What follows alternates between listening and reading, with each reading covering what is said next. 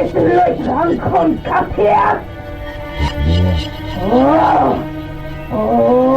Nun kann der leicht werden.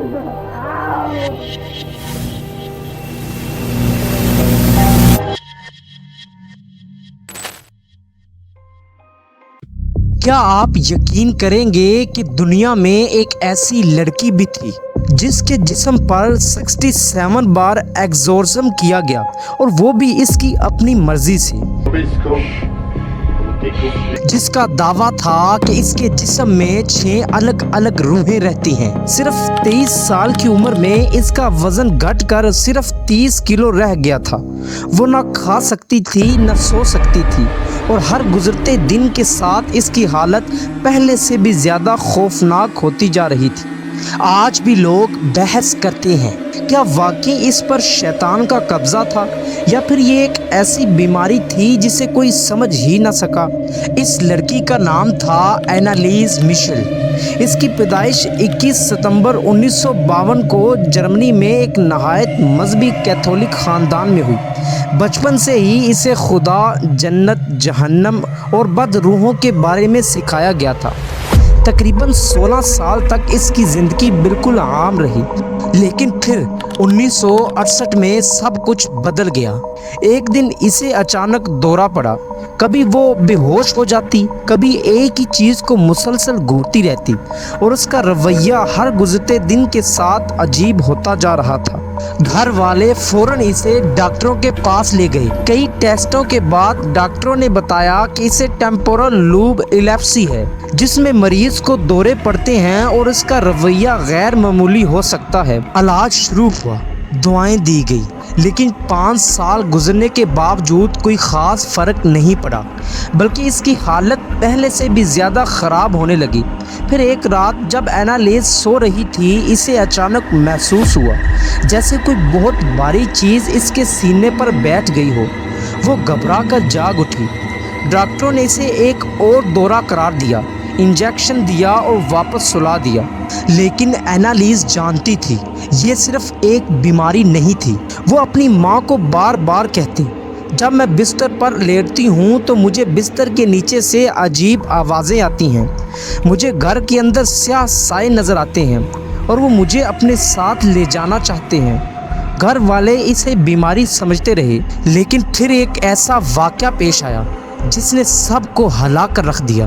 ایک دن اینالیز اپنے کمرے میں خاموشی سے ورجن میری کے مجسمے کو دیکھ رہی تھی۔ اس کی ماں پیچھے سے کمرے میں داخل ہوئی۔ اچانک اینالیز نے اپنا سر گھمایا اور انتہائی خوفناک انداز میں اپنی ماں کو گھورنے لگی۔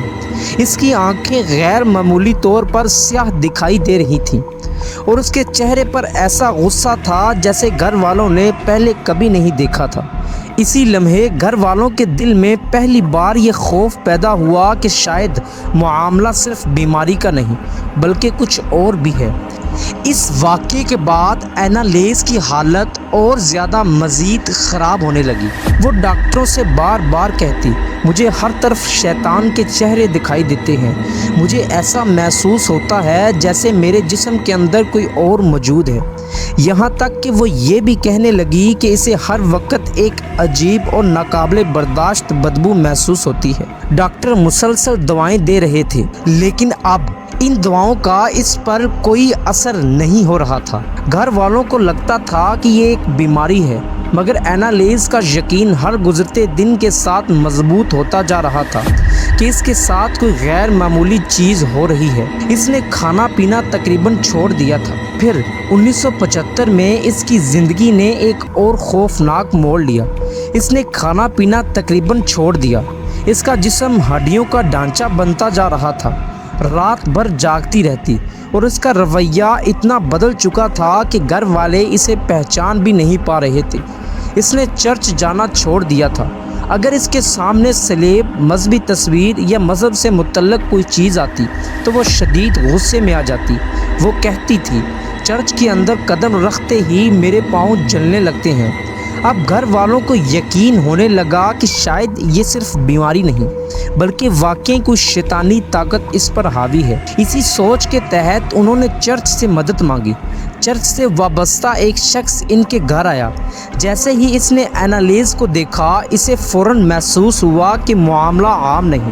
اس نے پوری صورتحال چرچ کے اعلیٰ ذمہ داروں کو بتائی۔ چند ہی دن بعد اینالیز پر ایگزورسم کا سلسلہ شروع کر دیا گیا۔ ہر سیشن کئی گھنٹے جاری رہتا۔ ان لمحوں میں اینالیز کبھی انتہائی خوفناک آواز میں بولتی، کبھی انگریزی، کبھی لاطینی زبان، اور کبھی ایسی آوازیں نکالتی جنہیں وہاں موجود لوگ سمجھ ہی نہیں پاتے تھے۔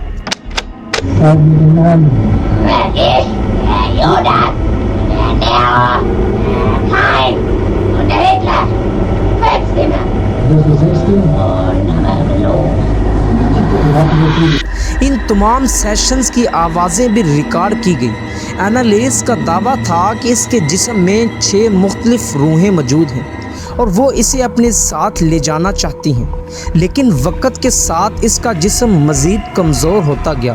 وہ مسلسل بھوکی رہتی، اس کا وزن خطرناک حد تک کم ہو گیا اور 67 مرتبہ ایگزورسم کیے جانے کے باوجود اس کی حالت میں کوئی بہتری نہ آ سکی۔ آخرکار صرف 23 سال کی عمر میں اینالیز اس دنیا سے رخصت ہو گئی۔ لیکن اس کی موت کے بعد بھی یہ کہانی ختم نہیں ہوئی، بلکہ اصل سوال وہیں سے شروع ہوا۔ کیا واقعی اس پر کسی شیطانی طاقت کا قبضہ تھا، یا پھر ایک ایسی بیماری تھی جسے لوگوں نے روحانی مسئلہ سمجھ لیا؟ یہ سوال آج بھی دنیا بھر میں بحث کا موضوع ہے، اور شاید اس کا حقیقی جواب آج تک کسی کے پاس نہیں ہے۔